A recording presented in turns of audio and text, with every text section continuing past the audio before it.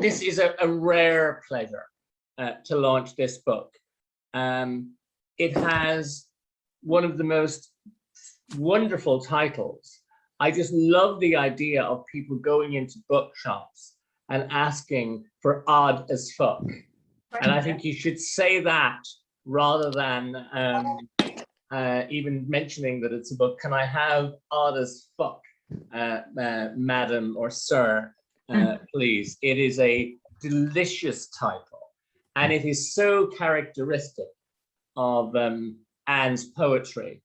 Now, I think there's one thing I'd really like to say at the outset is a lot of poets have to go around the place pretending to be serious and speaking in grave tones to underline their seriousness, and occasionally sending people to sleep at poetry readings.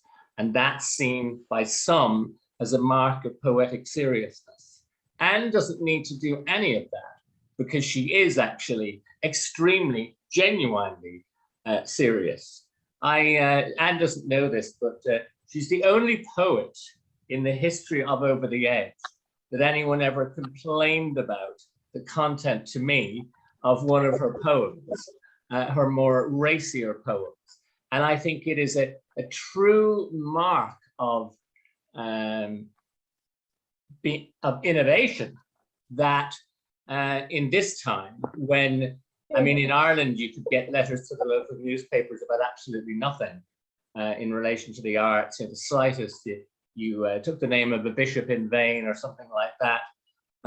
But genuinely, Anne's poetry takes risks, and not risks for the sake of sensation.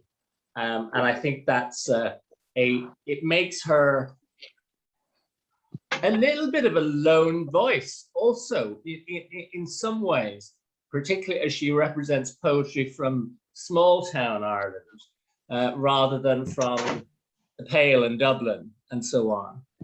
Now, also though, you could get, I think there are two sides to Anne's poetry. There is a really beautifully tender side, which is in poems like the extended poem at the start, which is wonderful. Days like these, I leave Ireland to find what I'm looking for, even though I don't know what it is. And there's a spiritual quest there where the voice of the child is in the first stanza. The kind of unquestioningly believing child. I'll go to mass every day, say my prayers every night.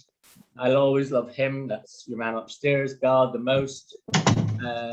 And then I slam my New Jerusalem Bible shut. Where the hell has he gone? One of his priests announced today in scripture class that there never was a stable or donkeys or angels in the sky or shepherds or wise men. If that's a myth, what's the truth? And then that quest for spiritual truth kind of proceeds throughout the poem and finishes with, I still can't say for certain if I found what I've yearned for, but maybe, just maybe, God is my greatness, my ordinariness in days like these. And I think that is a very important side to Anne's poetry, as well as the sharper edge that is in the poems that are kind of typified by the title of Odd as Fuck.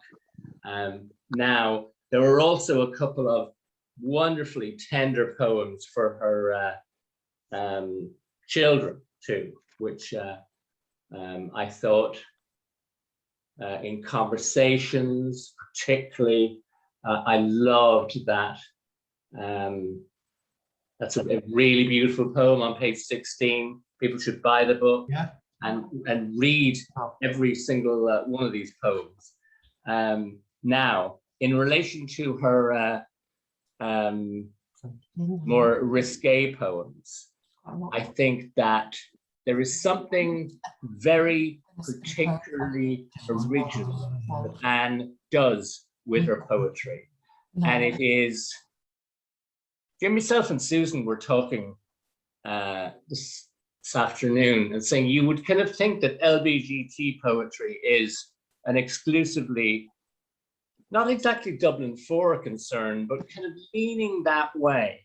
And there is something about the rawness of Anne's voice that transforms the way she talks about her broad experience. There is a delicious irreverence in the language and the way that she doesn't leave behind the language of everyday. She brings that into the poetry. I know an early creative writing tutor for Anne was John Corliss at GMIT in Mayo, who is also practices brings the Mayo speak into poetry in a most wonderful way. There are also, she has a great, almost like David Lynch, the film director, eye for strangeness. That wonderful poem, The Knife Thrower's Wife. This story about a true story of a couple, Sylvester and Barbara Baum, were a professional knife throwing act. More, she says, until there's nothing left to throw. After the applause, she pulls each knife from the plank, locks them in their steel case until they are needed again. I think that eye for the strangeness and the peculiar detail is a wonderful strength of Anne's poetry. The poet she most reminds me of, actually reading this, is in an odd way, and it's a man, Paul Durkin. Paul Durkin at his best, before he became kind of slightly institutionalized, probably about 30 years ago, but Paul Durkin of the 70s and 80s, when he genuinely built a broad audience for poetry outside of the usual people, who would think of themselves as being the sort of people who would be interested in poetry. She is a brilliant practitioner of the erotic poem. Lioness or Labrador. I almost feel strange reading this. Sometimes all I want is to be a lioness, pounce on my lover, tear at her clothes, as if pulling flesh from the carcass of a fawn, and it goes on. And talk to me like lovers do as well. There's mention of red silk knickers here. I won't go beyond that. She really makes those poems wonderfully alive, and no sense ever that anything is put in for shock value. Just here it is. Make what you will of it is Anne's approach to poetry, which is the making of her work, really. There is another special, we were talking earlier about, there are certain body parts that feature fairly regularly in Anne's poetry, particularly female body parts. And she has a truly glorious poem, page 89.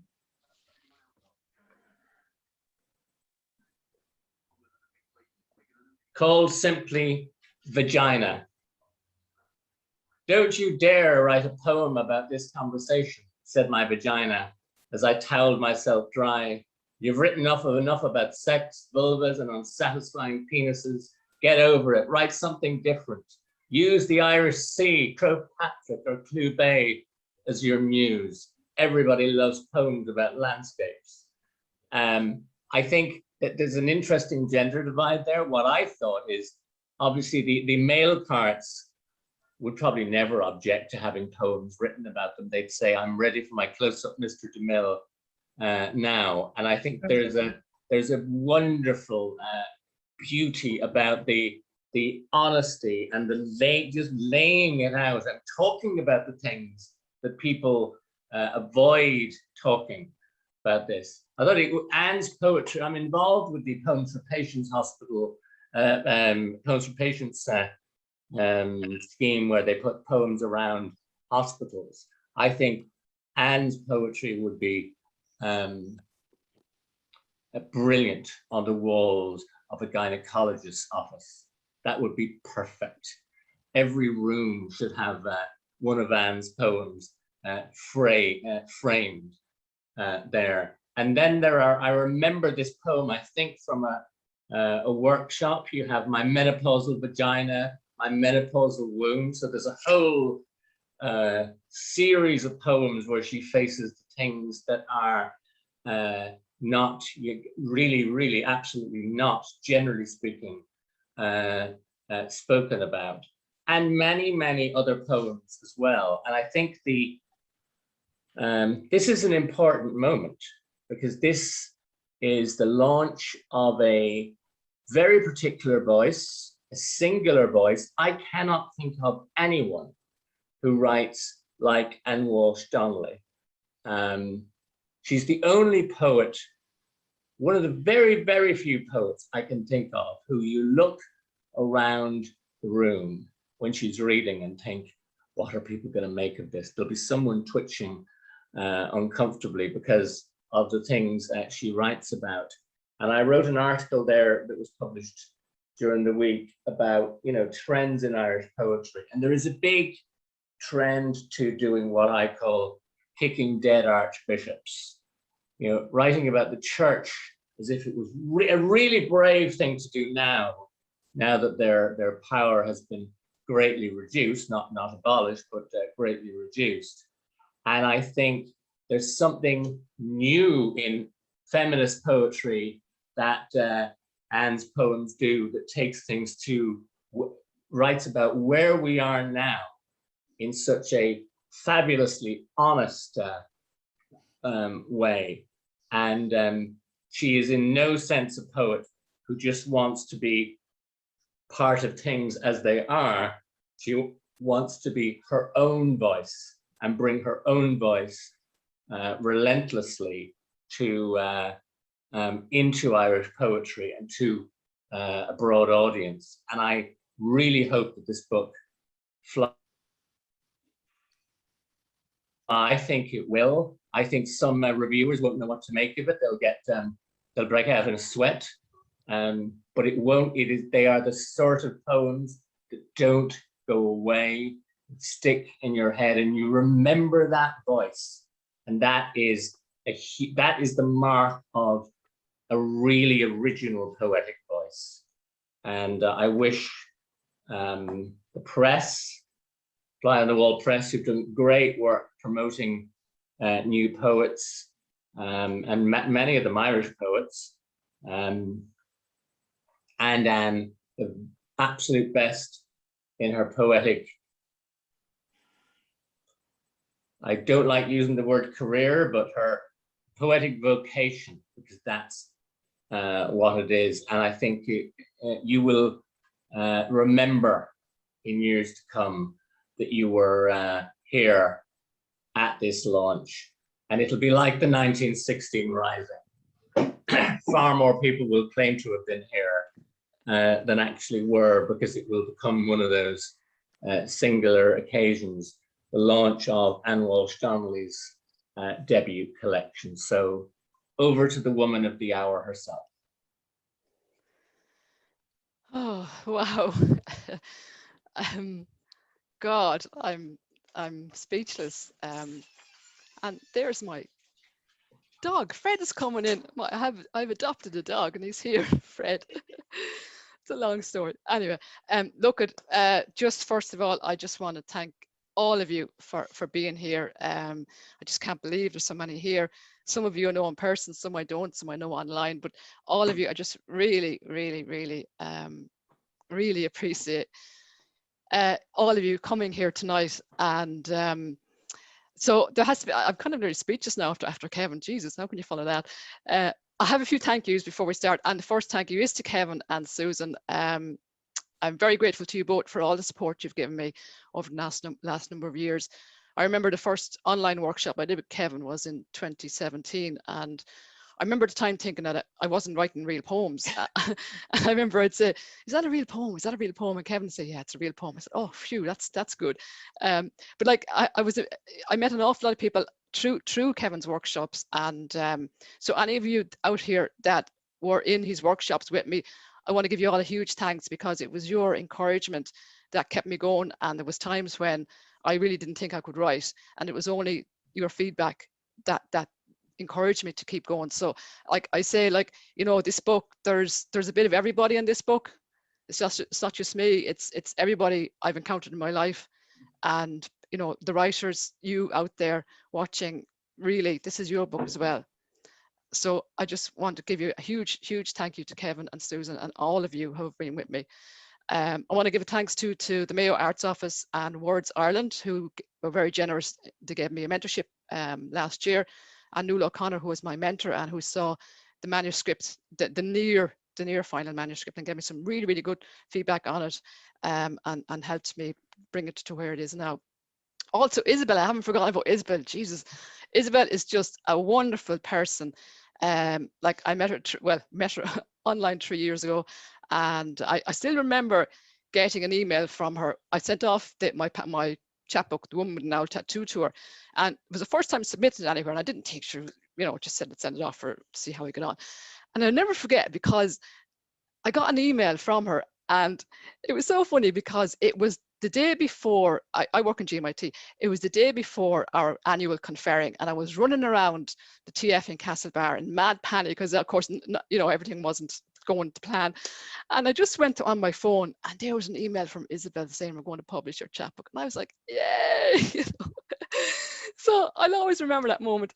And obviously submitted Honest Folk last year, and fair play to her, she took it on, and she's just, I've learned so much about writing and the publishing journey with Isabel, and it's been a joy working with her. She's just a really lovely person. So thanks a million, Isabel. So who else do I like to thank before I start? Oh yeah, I better thank my two kids, Brian and Hannah, who are watching in another room here. You know, what can I say about them? They've been on this journey with me. I remember it was 9 years ago this time, 9 years ago I started writing, and I didn't tell anybody at first. Well, there was two people I told, but apart from that, because I was embarrassed, like, you know, writing poetry, like who does that? You know, so I was really embarrassed. So I didn't tell anybody. So they noticed I was on the laptop a lot more than usual. And like, ma'am, what are you doing? I said, no, it's okay. I'm not doing that. It's just work. And you couldn't be doing work that for this long, every, you know, all weekend and every night. And I said, okay. I said, well, I'm writing poetry. And they were like, wow, that's so cool. Now they were, what age then? What ages were they then? 10 and 8 maybe? I think they were 10 and 8. That's so cool, ma'am.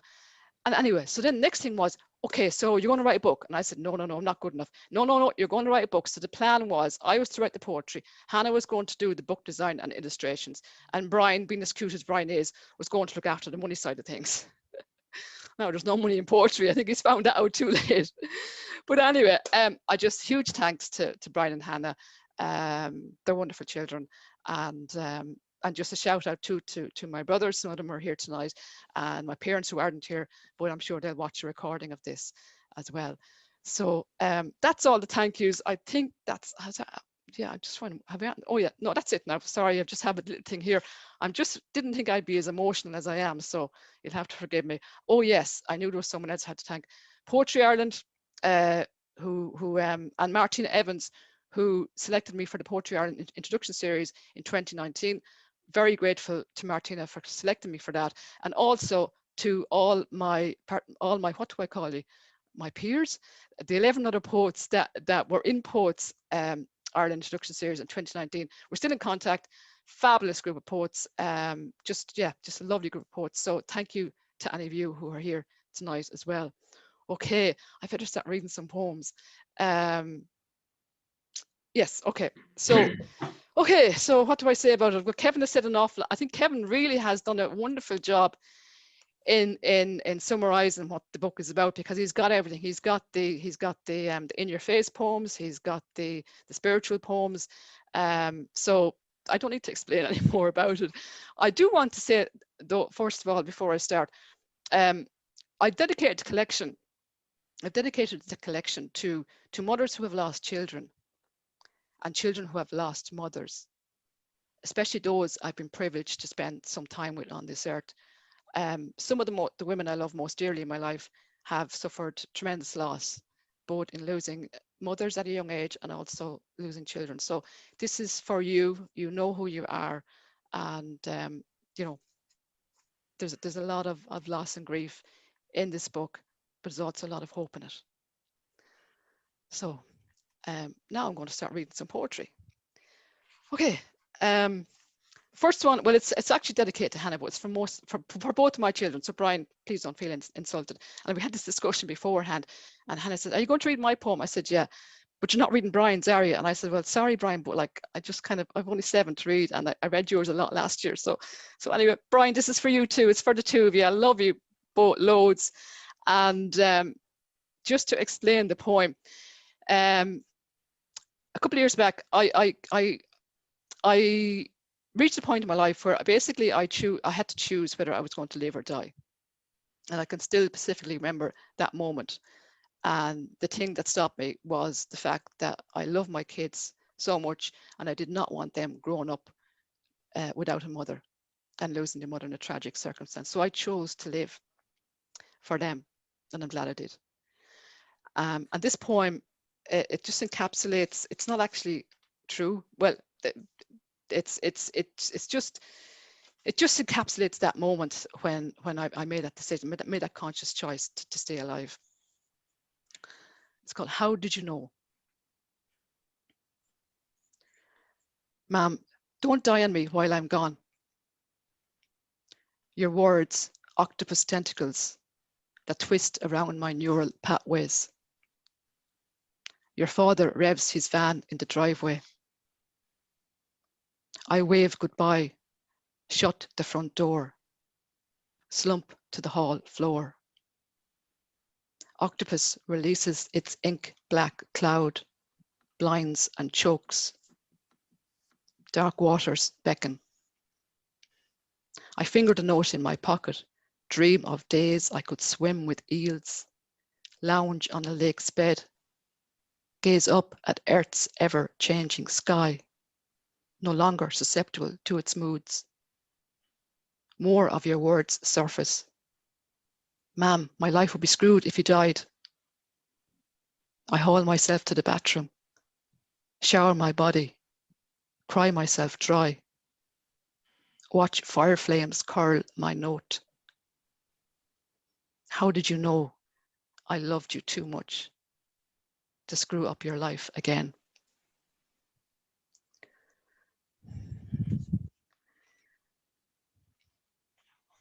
And now for a completely different, we're going to go for completely different emotions here. I hope this one will make you laugh.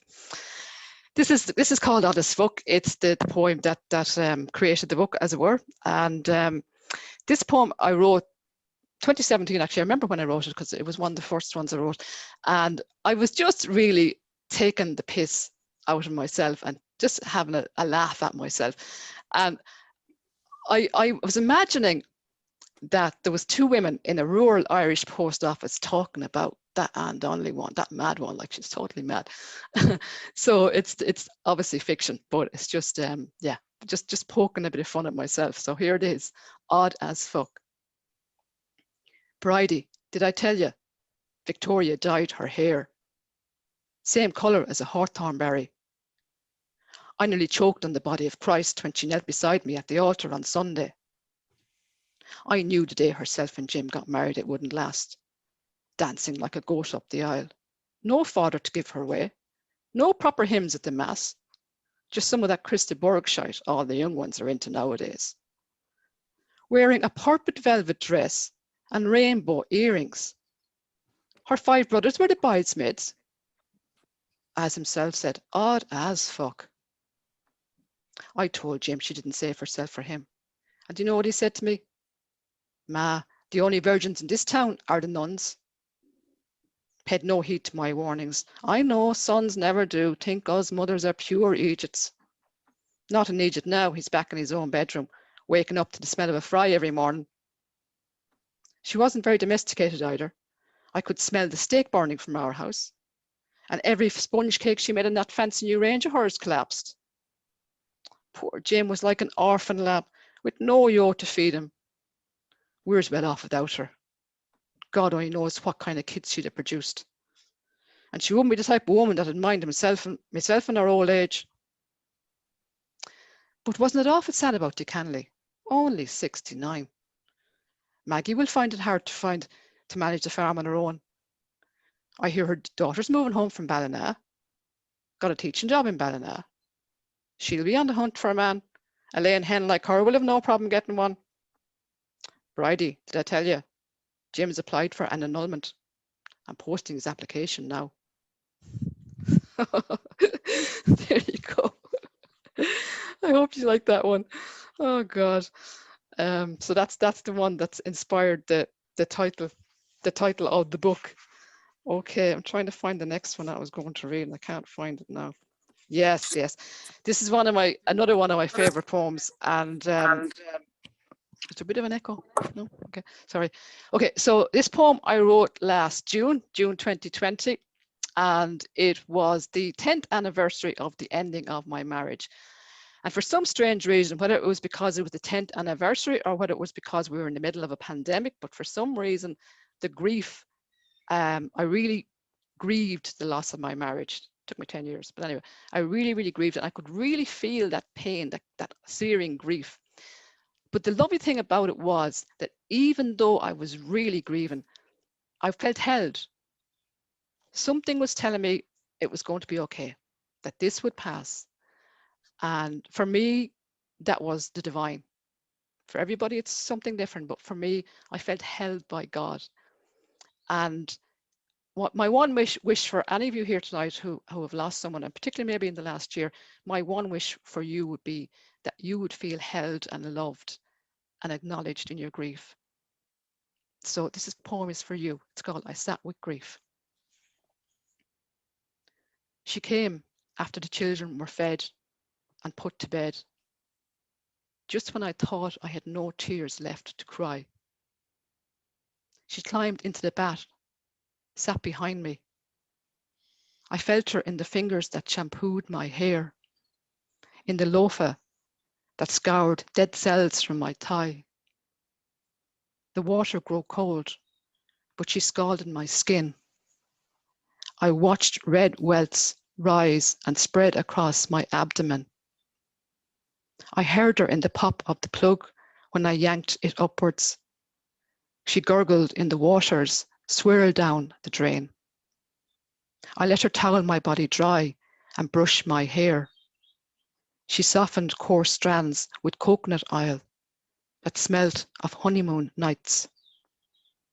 I didn't rage, rationalize, ignore, or trivialize. I just sat on the bat's lip and cried, knowing I would not be swept away.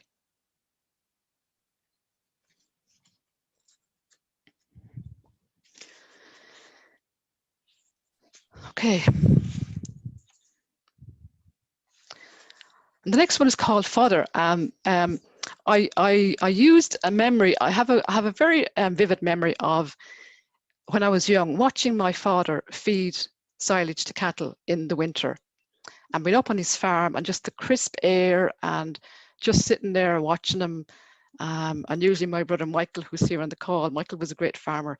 He was always the one that helped Dad with feeding the cows. But yeah, and that came back to me last year. And again, as Kevin said, there are some poems in the book that are quite spiritual. And again, thinking about the divine and how the divine has touched me. And this poem came about as a result of that. So it's called Father. I dig my pitchfork into a wall of fermented grass, harvested in May for November. Immune to its sulphurous gases, I threw clumps into a feeding trough. Watch cattle lower their heads.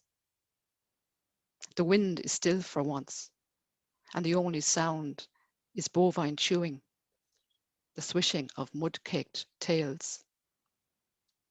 Nelly, too old for the mart or butcher's white knife, stops mid-munch, raises her head. Her brown eyes beckon me to lay down my fork and give thanks for surviving October. Her breath, a cloud of translucent white, rises towards a rare blue sky. A breeze, not of this earth, whispers.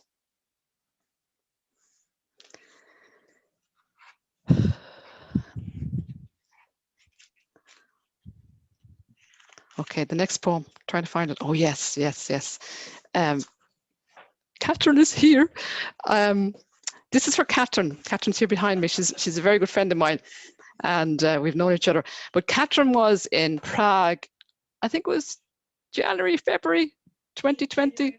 Yeah, January, with her husband, January 2020, and we had a weekly writing prompts thing going at the time, and so she sent a couple of his postcards from Prague, and this is the one she sent me. I hope you can all see it. Can you see it? Yeah, isn't it gorgeous? You all see it? Yes. So lovely postcard. Fell in love with it and just so me. So it inspired a poem. So this is the poem, and thanks, Catherine, for the prompt. Catherine is here. Are you going? Okay, she's taking a photograph.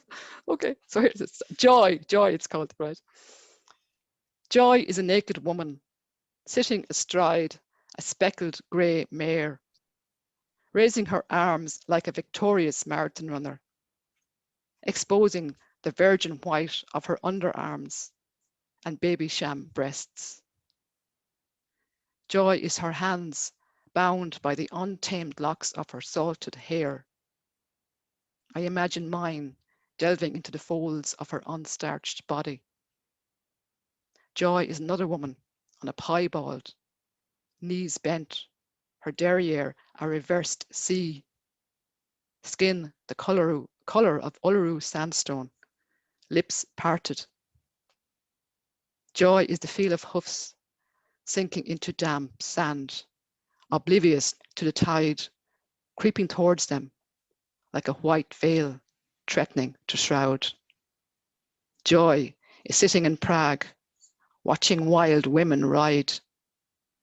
You, the grey speckled mare, and I, the piebald pony. So thank you, Catherine.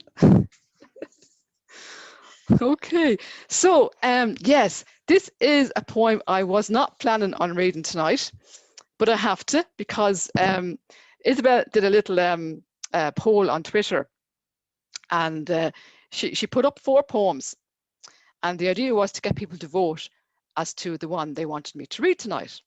So it's funny because she put up My Therapist's Dog, Menopausal Vagina, Simmering Orange Sauce, and Lioness or Labrador. And I was sure everybody would want me to read My Menopausal Vagina, but they didn't. So it was My Therapist's Dog they wanted me to read, so I have to read it. So and just actually to explain too, there's 10 poems in the end of the book, and they were inspired by Martina Evans. So thank you, Martina. I read her poem called, what was it called again? The Day My Cat Spoke to Me. And I just loved it, and I thought, this is brilliant. So I just started writing loads and loads of poems about different things talking to me. Like there's an eel that talks to me, there's a surfboard, Ford Fiesta, vagina, eel, moon, umbrella dream. So anyway, there's 10 of them. But anyway, this is the one where my therapist's dog spoke to me. And I have to dedicate this to Bailey. And Bailey sadly passed away last year, but I'm sure wherever she is, she's looking down, and hopefully this will give her, you a laugh, and it'll give her a laugh too. So My Therapist's Dog. Ah, geez, not you again. Her golden retriever muttered as I stepped out of my car and slammed the door shut. When are you going to stop coming here? She has to have 2 coffee pods before your sessions. The doctor told her to stop drinking. Sets her heart racing. It's you, not the coffee pods. And what was going on at the last session? I was having a grand sleep under the elm tree till you started giving out. What have you got against crows? They were highly insulted.